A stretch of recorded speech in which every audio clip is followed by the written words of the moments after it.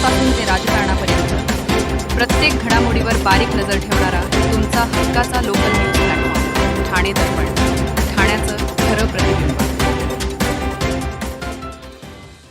संजय गांधी राष्ट्रीय उद्यानातील मानपाडा भागातील वन खात्याच्या जमिनीसंदर्भात ठाणे महापालिका आणि मे दयाभाई अँड कंपनी यांच्या समझोत्याची नोंद घेत सर्वोच्च न्यायालयाने विशेष अनुमती याचिका निकाली काढल्यानंतर आता वन विभाग आणि ठाणे महापालिकेच्या कारभारावर सर्व स्तरातून टीकेची झोड उठवली जाते.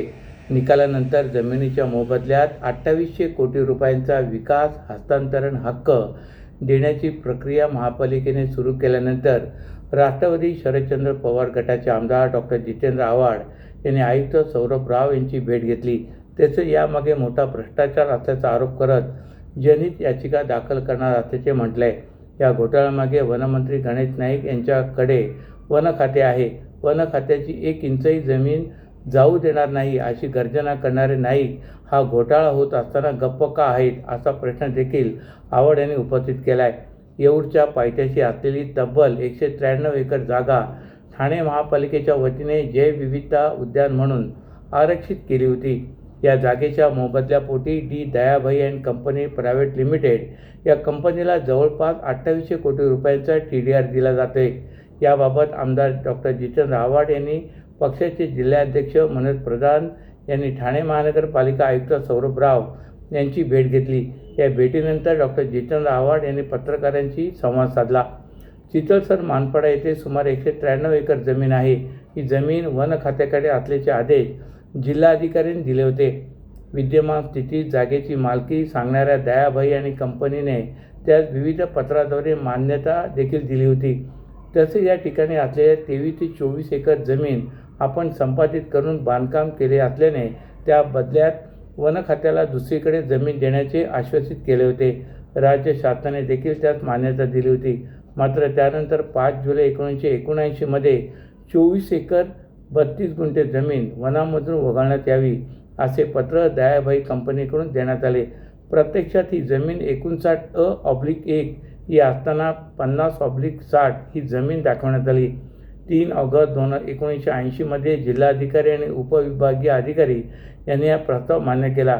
1982 मध्ये निर्णयाविरोधात अपिलावर सुनावणी करताना महाराष्ट्र महसूल न्यायाधिकरणाने अशी कृती करण्यास नकार दिला होता. मात्र 2017 मध्ये महाराष्ट्र महसूल न्यायाधिकरणात सुभाराव पाटील हे नियुक्त झाले आणि एका मोठ्या दलालाने जादू करून निकाल फिरवला असा आरोप आव्हाड यांनी केला आहे.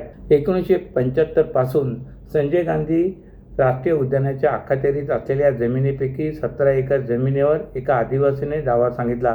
तहसीलदार यांनी 70B नुसार ही जमीन संबंधितांना देऊन टाकली असेही आव्हाड म्हणाले. मुंबई महानगर प्रदेशातील वाढत्या शहरीकरणासोबत पथविक्रेत्यांची संख्या मोठ्या प्रमाणात वाढत असताना प्रधानमंत्री स्ट्रीट व्हेंडर्स आत्मनिर्भर निधी योजनेचा लाभ खऱ्या गरजू पथविक्रेत्यांपर्यंत पोहोचावा यासाठी बोगस लाभार्थ्यांवर कठोर कारवाई करणे अत्यावश्यक असल्याची मागणी ठाणे लोकसभा मतदारसंघाचे खासदार नरेश म्हस्के यांनी मांडले.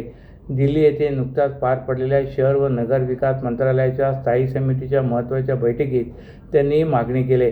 पंतप्रधान नरेंद्र मोदी यांच्या संकल्पनेतून सुरू झालेली PM स्वनिधी योजना ही करोनानंतर आर्थिक अडचणीत सापडलेल्या लाखो पथविक्रेत्यांसाठी महत्त्वाची ठरली आहे. या योजनेमुळे छोट्या व्यावसायिकांना पुन्हा उभारी मिळाली असून त्यांच्या व्यवसायाला नवसंजीवनी मिळाले. मात्र काही ठिकाणी बोगस लाभार्थी योजनेचा गैरफायदा घेत असल्याच्या तक्रारी समोर येत असल्याने प्रत्यक्ष रस्त्यावर व्यवसाय करणाऱ्या गरजू पथविक्रेत्यांचे नुकसान होत असल्याचे खासदार म्हस्के यांनी बैठकीत स्पष्ट केले. तर या स्थायी समितीचे अध्यक्ष मनगुटा श्रीनिवासुलू रेड्डी यांच्या अध्यक्षतेखाली झालेल्या बैठकीत बोलताना खासदार म्हस्के म्हणाले की ठाणे लोकसभा क्षेत्रासह संपूर्ण MMR परिसरातील पथविक्रेत्यांसाठी स्वतंत्र आणि क्लस्टर आधारित अंमलबजावणी यंत्रणा विकसित करण्याची मागणी केली. प्रत्येक शहर, बाजारपेठ आणि व्यावसायिक केंद्रांमधील पथविक्रेत्यांची वस्तुनिष्ठ पडताळणी करून पात्र लाभार्थ्यांना योजनेचा लाभ मिळेल याची खात्री करणे आवश्यक असल्याचे त्यांनी सांगितले. PM स्वनिधी योजनेअंतर्गत सध्या पथविक्रेत्यांना सुरुवातीला 10,000 रुपयांपर्यंतचे विनातारण कर्ज दिले जाते.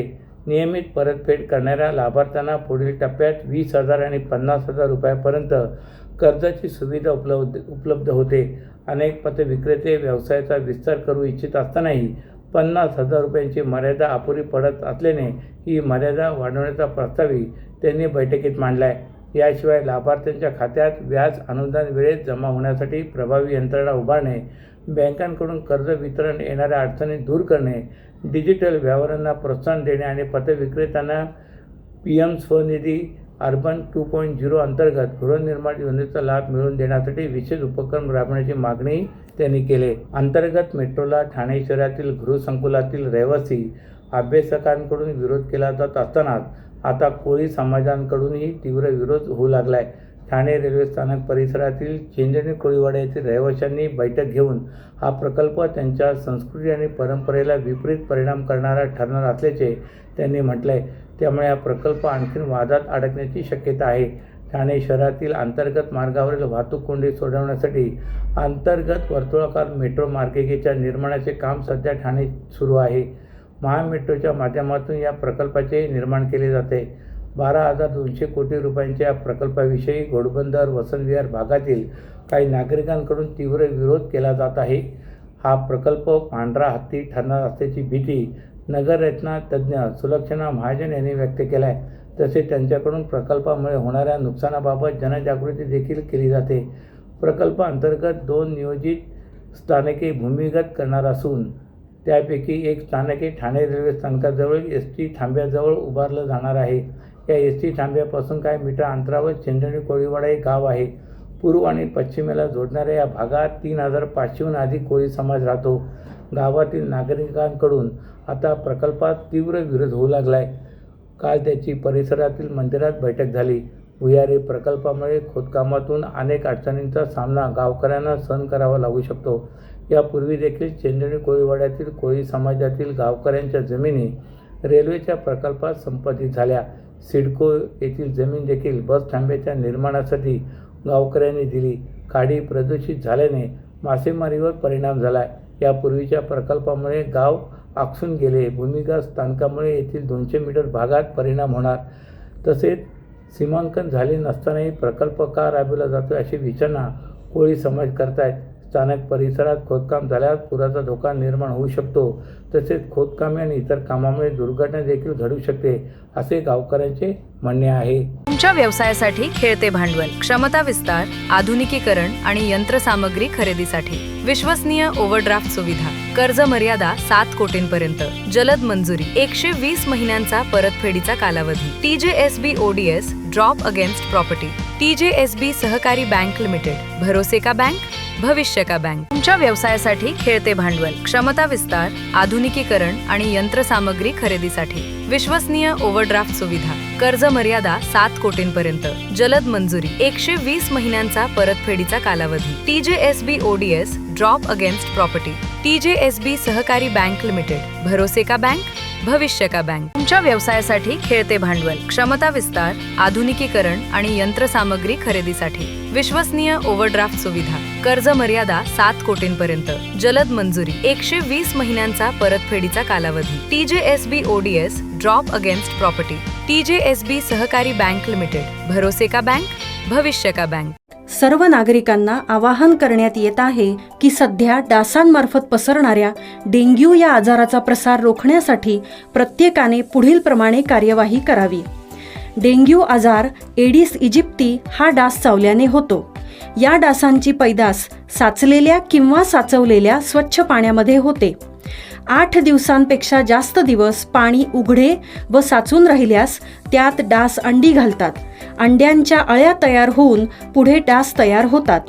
यासाठी आपल्या घरातील पाणीसाठे उदाहरणार्थ बॅरल्स, पिंपे, टाक्या, हौद, रांजणे इत्यादी दर आठवड्याला रिकामे करून घासून पुसून कोरडे करून पुन्हा भरावे. 1 दिवस कोरडा दिवस म्हणून पाळावा. पाणी साठ्यांना घट्ट झाकणे बसवावीत किंवा जुनी साडी, चादर, धोतर यांनी बांधून झाकून ठेवावीत, म्हणजे डास त्यात जाऊन अंडी घालणार नाहीत. घराच्या गच्चीवर, आजूबाजूला, अंगणात कोठेही पाणी साचू देऊ नये. भंगार सामान उघड्यावर टाकू नये. उदाहरणार्थ टायर्स, प्लास्टिक सामान, कुंड्या, टाकाऊ वस्तू इत्यादी. अशा सामानात पावसाचे पाणी साठून त्यात डेंग्यूच्या डासांची पैदास होते. घरातील कूलर्स, फ्रीजच्या पाठीमागील ट्रे हे देखील वेळोवेळी कोरडे करावेत. लक्षात ठेवा, नुसत्या फवारणीने डास घनता कमी होत नाही, तर त्यासाठी डास पैदास ठिकाणे नष्ट करणे ही आपल्या सर्वांची जबाबदारी आहे. कोणताही ताप अंगावर न काढता जवळच्या शासकीय रुग्णालयात मोफत औषधोपचार घ्या. अशा प्रकारे नागरिकांनी सहकार्य केल्यास डेंग्यूचा प्रसार रोखणे सहज शक्य आहे. गेल्या काही वर्षापासून लघु उद्योजक विविध कारणांमुळे आर्थिक संकटात सापडलेले असताना आशिया खंडात एकेकाळी क्रमांक 1 वर असलेले वागळे इस्टेट येथील लघु उद्योजकांवर क्लस्टर योजनेमुळे महापालिकेच्या कारवाईची टांगती तलवार डोक्यावर उभी राहिले. वागळे इस्टेट येथील फेरोडाय कंपाऊंडमधील 16 लघु उद्योजकांना 48 तासात जागा रिकामी करण्याची नोटीस ठाणे महापालिकेने पाठवले. या नोटिसामुळे लघु उद्योजकांमध्ये चिंतेचे वातावरण निर्माण झाले असून त्यांच्यापुढे उद्योग बंद पडण्याचे संकट उभे राहिले.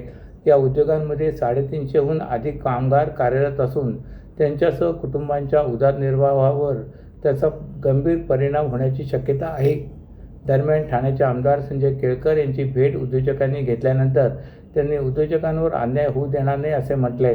तसे महापालिकेच्या कारभारावरही त्यांनी टीका केली. ठाण्यातील वागळे इस्टेट हा भागातील औद्योगिक क्षेत्रात लघु उद्योजक आहे. एकेकाळी या औद्योगिक क्षेत्राला आशियातील सर्वात मोठी लघु उद्योजकांची नगरी म्हणून ओळखले जात होते. या लघु उद्योगांवर हजारो कुटुंब अवलंबून आहेत. गेल्या काही वर्षात औद्योगिक क्षेत्रात IT कंपन्या देखील स्थापन होत आहेत.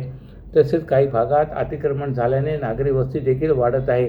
या भागात समूह पुनर्विकास योजना राबवण्यात येते. क्लस्टरच्या माध्यमातून येथील रहिवाशांच्या याच भागात पुनर्वसन केले जाते. वागळे इस्टेट येथील रोड क्रमांक 22 परिसरात फेरोडाय कंपाऊंड असून 2005 पासून या भागात 16 लघु उद्योग आहेत. फेरोडाय कंपनीचा आणि महापालिकेचा करार झाल्याने या कंपनीवर तसेच जमिनीवर कष्टाने उद्योग चालविणाऱ्या उद्योजकांवर कारवाईची टांगती तलवार डोक्यावर लटकत आहे. करारामध्ये ही जागा रिकामी दाखवण्यात आली होती.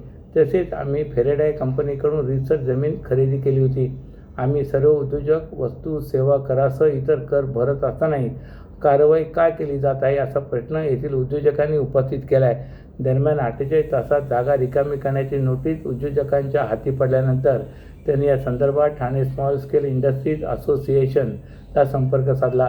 तसे आमदार केळकर यांच्याकडेही बाजू मांडली. आज संजय केळकर यांनी पत्रकार परिषद घेऊन महापालिकेच्या कारभारावर गंभीर आरोप केलेत. उद्योजकांसोबत आम्ही असून उद्योजकांना मारण्याचे काम महापालिका करत असल्याचा आरोप त्यांनी केला आहे. डॉक्टर आप्पासाहेब खांबोटे यांच्या पुतळ्याच्या अनावरण कार्यक्रमात उपमुख्यमंत्री एकनाथ शिंदे यांनी एकही उद्योग विस्थापित होणार नाही अशी ग्वाही आम्हाला दिली होती. त्यामुळे सद्यस्थितीत देण्यात आलेल्या 48 तासांच्या नोटीशीबाबतही माहिती त्यांच्या निदर्शनात आली नसावी या भावनेतून हा विषय त्यांच्यापर्यंत पोहोचवण्यात आला आहे. संबंधित लघु उद्योजकांचा क्लस्टर पुनर्विकासाला विरोध नाही, मात्र पुनर्विकासाच्या प्रक्रियेत उद्योग विस्थापित होत असतील तर त्याचे योग्य पुनर्वसन, पर्यायी जागा आणि उद्योग सातत्य राखण्यासाठी आवश्यक सुविधा उपलब्ध करून देणे गरजेचे आहे. संबंधित घटकांची चर्चा करून सकारात्मक तोडगा काढून त्यांना न्याय द्यावा अशी विनंती तसे आवाहन करतो असे टिसा संघटनेने स्पष्ट केले. ठाणे महापालिकेची पहिली केंद्रीय माध्यमिक शिक्षण मंडळाची CBSE शाळा येत्या 8 जूनपासून कळवा येथील खारेगाव भागात सुरू होणार आहे.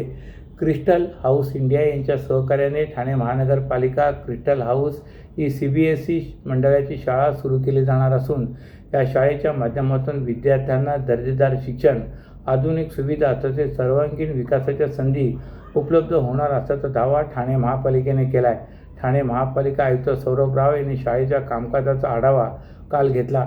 यावेळी अतिरिक्त आयुक्त प्रशांत रोडे, शिक्षण विभागाच्या उपायुक्त डॉक्टर मिताली संचेती, उपनगर अभियंता विकास ढोले, विनोद पवार, शुभांगी केसवाणी तसेच क्रिस्टल हाऊसचे पदाधिकारी उपस्थित होते.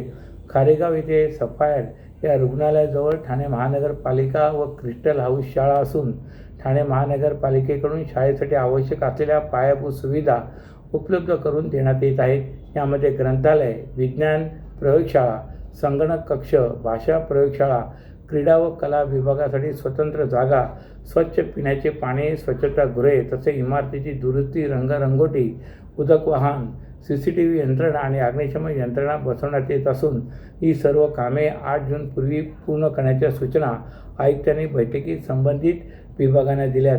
सध्या शाळेच्या इमारतीत रंगरंगोटी, खिडक्यांना जाळ्या बसवणे, खेळाचे मैदान तयार करणे, अग्निशमन यंत्रणेची दुरुस्ती तसे उदक वाहन दुरुस्तीची कामे अंतिम टप्प्यात असून शाळा सुरू करण्याची तयारी पूर्णत्वाकडे आली असल्याचे बैठकीत नमूद करण्यात आले आहे. डिजिटल हाऊस व्यवस्थापनाच्या जबाबदाऱ्यांमध्ये प्रशिक्षित शिक्षक, शिक्षकेतर कर्मचाऱ्यांची नियुक्ती, विद्यार्थ्यांना पूर्व प्राथमिक ते 12वीपर्यंत मोफत शिक्षण, गणवेश, पुस्तके व शैक्षणिक साहित्यांचा पुरवठा, विद्यार्थ्यांसाठी भोजन व्यवस्था तसेच शाळेपर्यंत वाहतूक सुविधा यांचा समावेश आहे. अशाच नव्या आणि ताज्या बातम्यांसाठी ठाणे दर्पणच्या पेजला लाईक करा आणि फॉलो करायला विसरू नका.